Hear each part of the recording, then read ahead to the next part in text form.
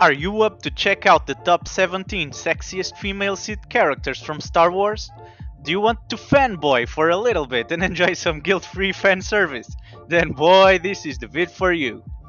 Throughout this clip, I'll go over my top 17 best looking dark side characters of all time in the Star Wars saga, and I'll even sprinkle a little bit of lore in these. Let's start by number 17 and go up from there until we reach the podium. Number 17. Exile Crash. Exile Crash was a Sith lady who was the apprentice to the resurgent Sith Empire's Emperor himself. She was the descendant of Kressh, a famous Sith Lord I already made a video about in the past, check the description for the link, and she refused to be used as a pawn by her master. She had plans to raise the Sith Academy on Korriban, but she was defeated by Taneb Kale and as such slain in combat. She wasn't a Sith pure blood, but a Sith hybrid, and she had a fair red skin, yellow eyes, and black hair. She's the only Sith hybrid on this list, which is something of note. Number 16. Asajj Ventress. Next up on our list is Asajj Ventress, one of the fan favorite dark side women, as she has a rich story and character development. Although she isn't the prettiest, she has quite a lot of fans thanks to her appearance and the fact that she is always fearless and strong-willed. Her story is too complex to sum up, but she was a Night Sister, dark side wielder, and arguably a Sith. Apprenticed to Count Dooku, master to Savage Opress, and died redeeming herself and raising herself to light side hero. A great story which is even expanded if you consider her Legends counterpart. Number 15 is Darth Neiris. Darth Neiris was a female pure-blood Dark Lady of the Sith, and she was in the Dark Council for over 20 years, which is a very long time. She was an ambitious woman with a lot of drive and a fighting figure. She played a key role in the destruction of Meldia and the conquest of Drezi. Being a member of the Dark Council in a time in which internal conflict was at an all-time high, she was constantly suffering attempts on her life, and even the Emperor advised her to hide for some time. She was distinguished and had a commanding presence, which I can understand justifies all of her fanboys. Number 14 is Darth Lumia.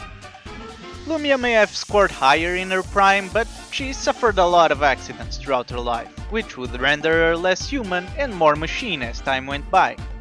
She was born Shira Bree, and she's one of the Sith Ladies I already made a video about, like many in this list. So, I take this opportunity to let you know I linked all relevant videos in the description, so you can get to know more about the ladies I'm talking about here.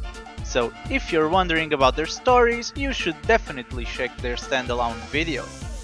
Shira suffered a lot of injuries, but even with her artificial replacements and prosthetics, she's still attractive, although her prime with red hair and green eyes would probably rank higher. Number 13 is Second Sister.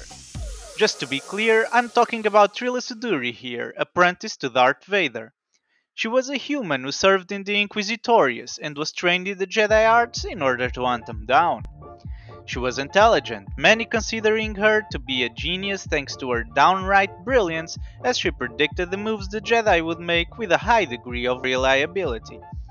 In the end, she was slain by her own master, Lord Vader. She had blue-green eyes and black hair. Number 12 is Darth Atroxa. Atroxa was a Lethan Twi'lek female just like Darth Talon, and she was a Sith Lady during the Internal Empire's days. She was a key player on the defense of Korriban, but was killed by Prince Arkan. There are many people who mistake her for Darth Talon or claim she should be ranked as high as Talon. Again, I want to state that this video is obviously a matter of personal preference and highly subjective. As you can see in the pictures, she is thin and a bit too bony for my taste. Talon has a curvy figure, although her eyes aren't nearly as pretty. Number 11. Darth Melody. Melody was like the evil scientist of the Sith Order. She served Darth Krayt and developed a lot of new chemicals, drugs and plagues, hence her name Melody. She was arguably one of the most intelligent women the dark side ever saw, as she wasn't only a fighter, but a scientist as well, delving into physics, chemistry, you name it. She is quite elegant.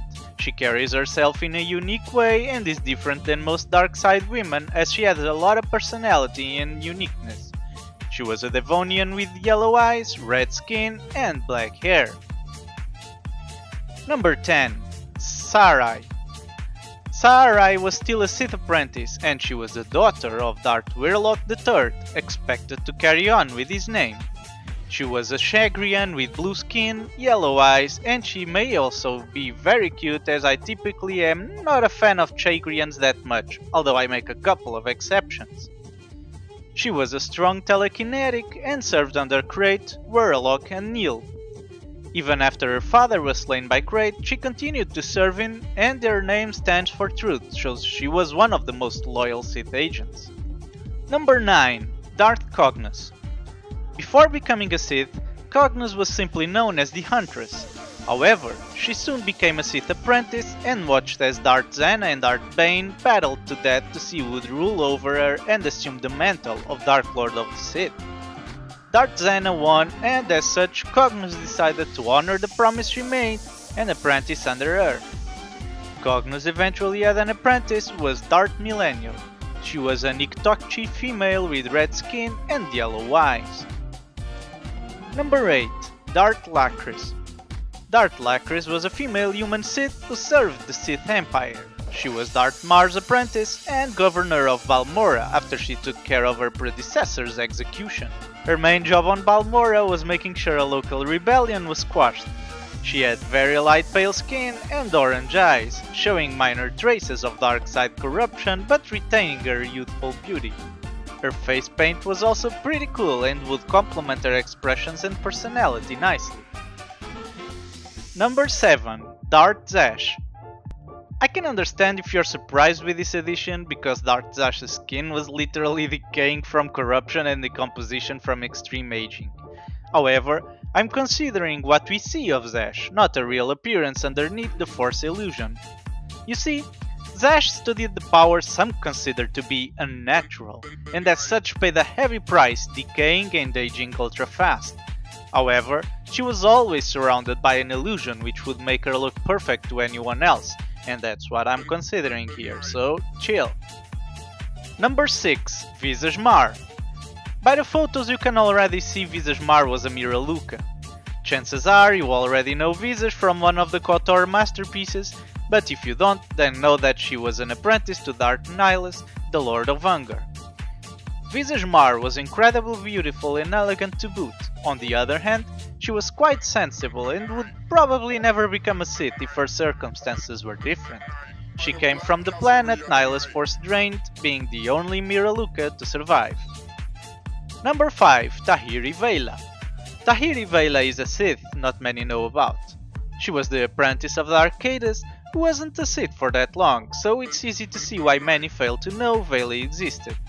However, she definitely deserves to be in this list, and the photos I'm showing you demonstrate why. In the end, she returned to the Jedi Order. 4. Mary's Brood. We're approaching the podium with an entry you knew was going to come, as she is one of the most loved female Darksiders and constantly being mentioned in lists like this. Mary's Brood was a female Zabrak who was once a Jedi. She even survived the Jedi Purge, but eventually was corrupted by the dark side of the Force.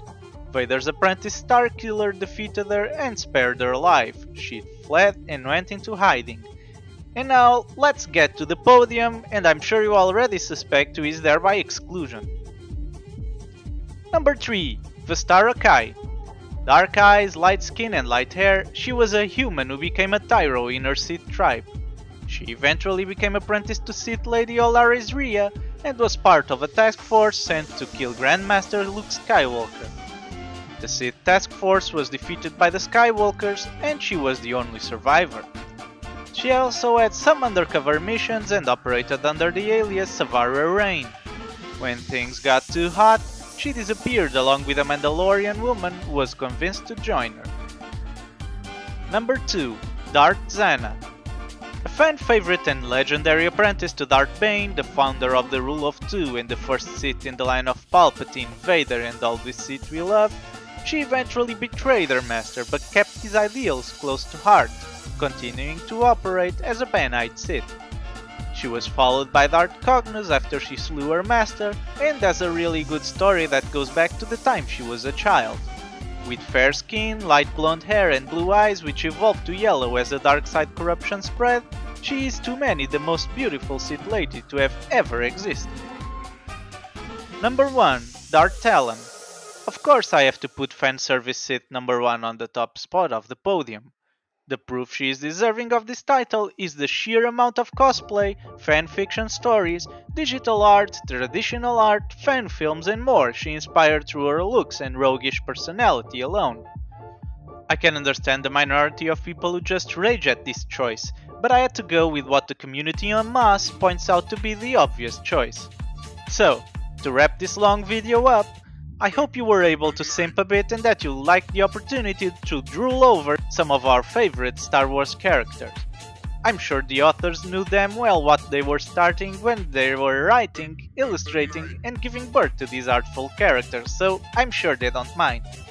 What's interesting is that most of these characters are loved, and that's due to their stories.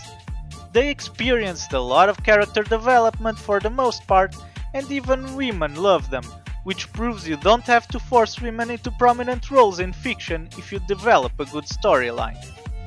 If you have a compelling storyline like it happened with Zannah, Cognus, Melody and so on, then you'll see people naturally love your characters, so don't force them down our throats like Disney did.